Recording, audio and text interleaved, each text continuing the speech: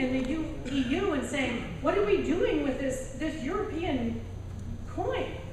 It's useless.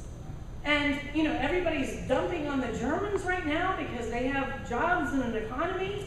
You can't keep going back to the same place and making such demands.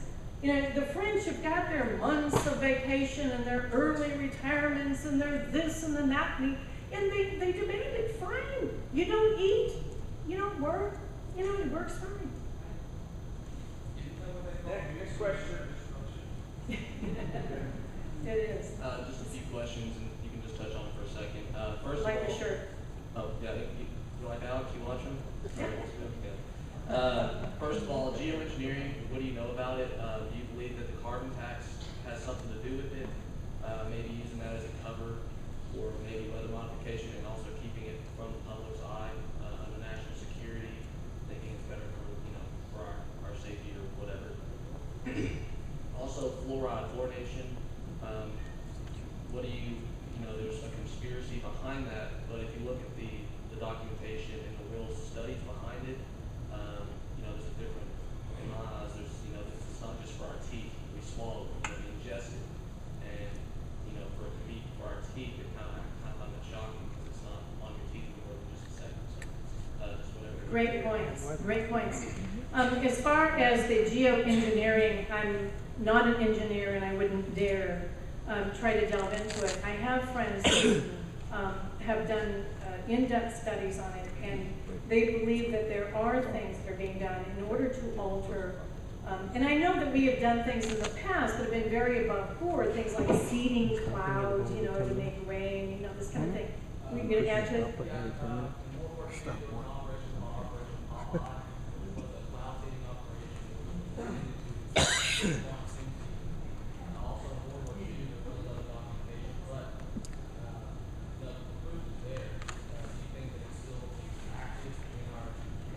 I think that there's mischief there, yeah. But I have not delved into it enough to really be able to speak about it. But great point. And as far as fluoride, the city of Dallas even now has decided we're going to stop doing that. And I have a friend in San Antonio. They were the last large city to begin fluoridating their water. And because she has only one kidney, she was very interested in not having fluoride in the water, and she finally lost that battle, and they began fluoridating their water. I think that we're going to start seeing that roll back. I think more and more people are going to see that, putting mercury in vaccines is causing a problem in children's health. Fluoride is also causing problems in people's health. Okay. Next question here. Great point. The trade agreement is just going to further devalue the dollar also. Yes, great point. Great point, because the more we integrate our economy, I can remember a time being in Europe where real estate, for example, in Paris was much less than it was in London. And then after the EU came in, now they've had to equalize. And what they're trying to do with America by integrating our economies is doing likewise. And our dollar is definitely devalued because of the digitalizing and because of the greening of our economy that Obama has been doing now for 6 years. And things are not getting better when he is decimating our United States military and putting it into the green economy, I might add. Question, Baker? I'm going to limit this to one. I've heard some talk about currency tax. Yes, great point. X amount on the first day of July. Okay, great point. In the Green Climate Fund, which was created in Copenhagen in 2009, and now they're setting up within the United Nations several different things. First of all, the UN Secretary General Ban Ki-moon put together a high-level advisory committee, including men like George Soros. What can we tax, or what different sources of money can fill this Green Climate Fund? to the tune of $100 billion a year. Well, $100 billion a year is just the nose under the tent. They want trillions. And so the international monetary transaction tax is one of the things that they're talking about, and a carbon tax is another thing. Other taxes like on sea lanes, a tax on outer space, because whoever's got satellites up there needs to be paying rent to the UN. I mean, all of these nonsense ideas have been put together by this high-level advisory committee under Ban Ki-moon. So there is a plan afoot. Right now, though, what they're doing is what they call capacity building. And you sit in these meetings and listen to them. You've probably heard this, Representative Simpson. Capacity building. All it means is people have got to start documenting ways that they can spend money. Then we can go out to these people and say, see, you got to pay. Retributions. That was what was decided actually in Warsaw, Poland last November at their meeting, was that we should pay retribution because Americans are emitting more carbon dioxide than any other nation around the globe. We're not anymore. The Chi-Coms have beat us. But because of our emissions, we've got island states that are going to sink. Never mind, we got more ice in the Arctic than we've ever had. You know, it's not thinning. What about the scientists who went to the Antarctic in order to observe the ice flows and got stuck in 16 feet of ice? I mean, these things are real. They're real. I mean, we laugh at it, but you go to these meetings, and if you would remind them of any of these things. And last November, a friend of mine, an Asian girl from Minneapolis, so fun to work with, did a press conference. And I said that the reason why you are doing these things is to control people. You are just trying to put things in place in order to have, you know, different parameters and different checkpoints so that you can make sure that nobody gets out of your control. That's what this is all about. I went over like lead balloon. But they have no science to base this on. None. And it was really fun. One of the meetings I went to in Bonn, Germany, which is the hub of the UNFCCC, the UN Framework Convention on Climate Change.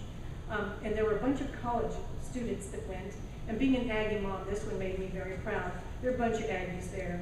And I took them under my wing like sons. I just love those kids. Anyway, they shut down the computer system in Bonn, Germany for a day, and I was so proud of them, I couldn't stand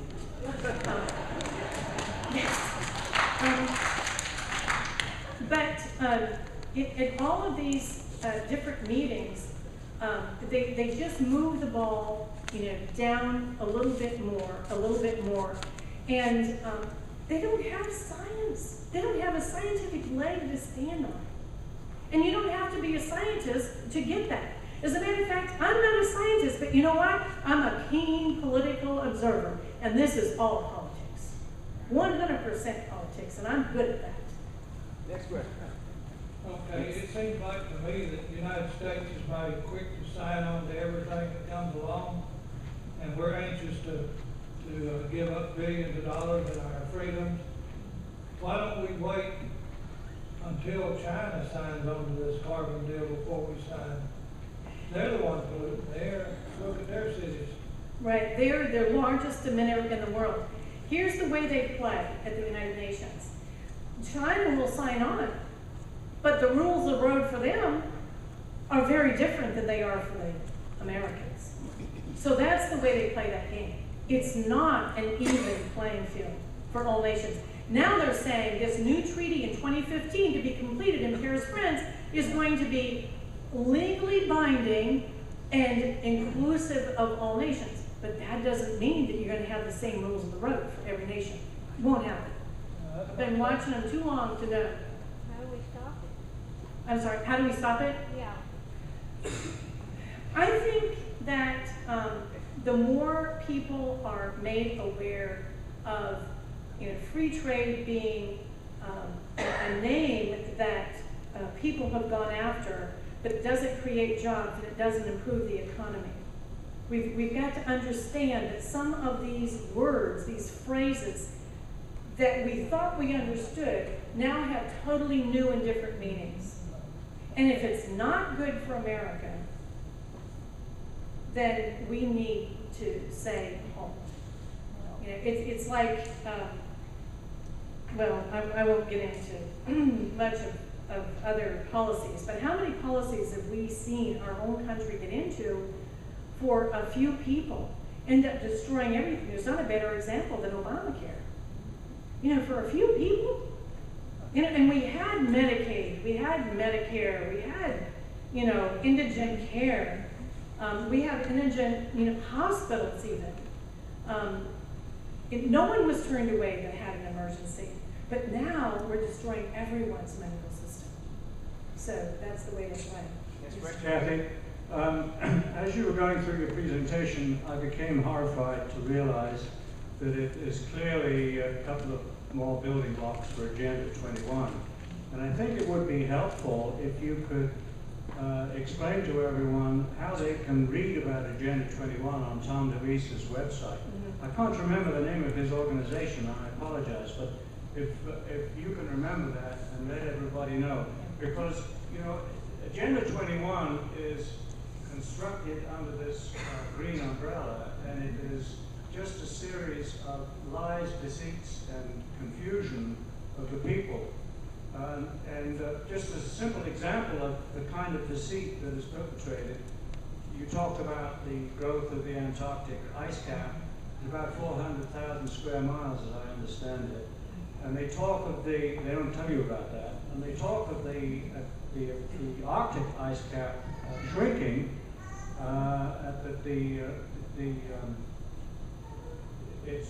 the edges are pulling back, but they don't tell you that the thickness of the ice is growing. And so those are the little deceptions that are woven into the propaganda. And so it's very important for us to all really understand just how insidious this agenda really is.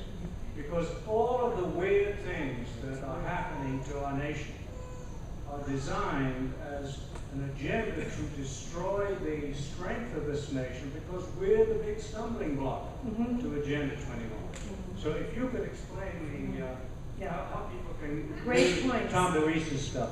Yeah, I don't know his website, but if you go onto Google or your search engine and put in Tom DeWeese, D-E capital W-E-E-S-E, you will find so much written material by Tom DeWeese. Tom DeWeese worked with Henry Lamb, and Henry Lamb has passed away now, but was my friend and the one who got me into this whole thing. He also has written a book, Sustainable Development or Sustainable Freedom. And I highly recommend that, and you could also find that online. It's $5 if you go online and get that as a booklet.